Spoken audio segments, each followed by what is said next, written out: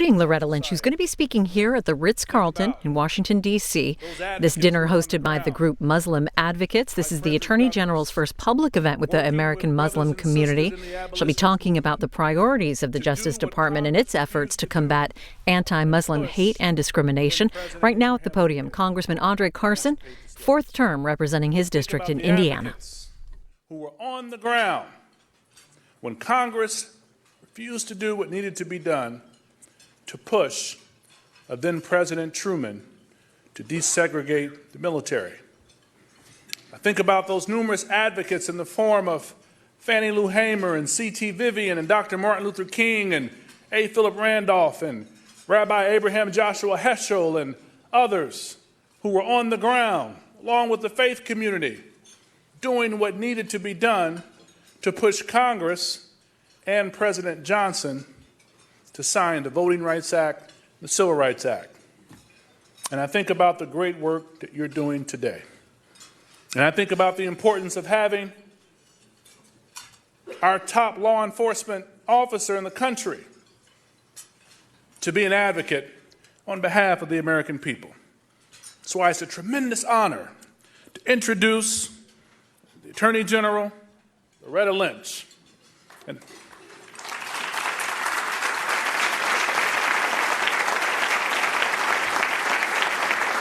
this is her first public event with the American Muslim community. I met her in New York when she was U.S. Attorney at an event for the Muslim community. But you have to understand that as a child, she and her father would literally visit the courthouse in Durham, North Carolina, to watch the court proceedings. Her interest in the courts grew out of the story she shared with her grandfather. He was a sharecropper who helped African Americans in the South move to the North to flee persecution based on racist Jim Crow laws. And even before becoming the chief law enforcement officer of these United States, she used the courts in the fight for justice, liberty, and equality. And notably, she played a critical role in prosecuting those New York City police officers who physically and sexually assaulted Abner Louima, a Haitian immigrant living in New York.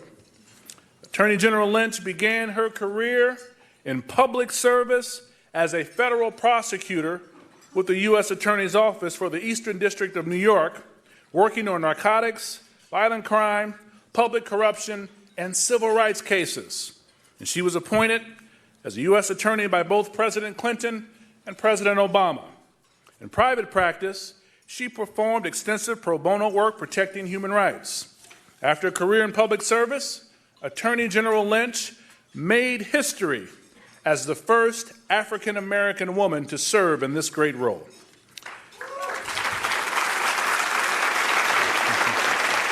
She's tough.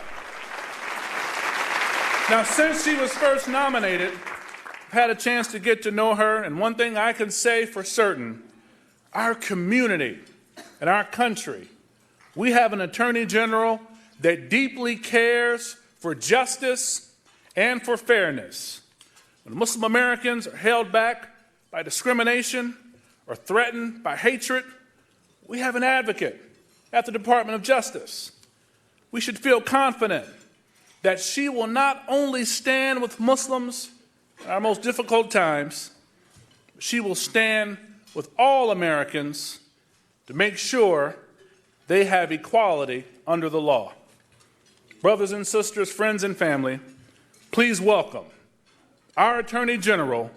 Get on your feet for Loretta Lynch to the stage as she joins Farhana for a deep conversation about the climate of bigotry and Islamophobia.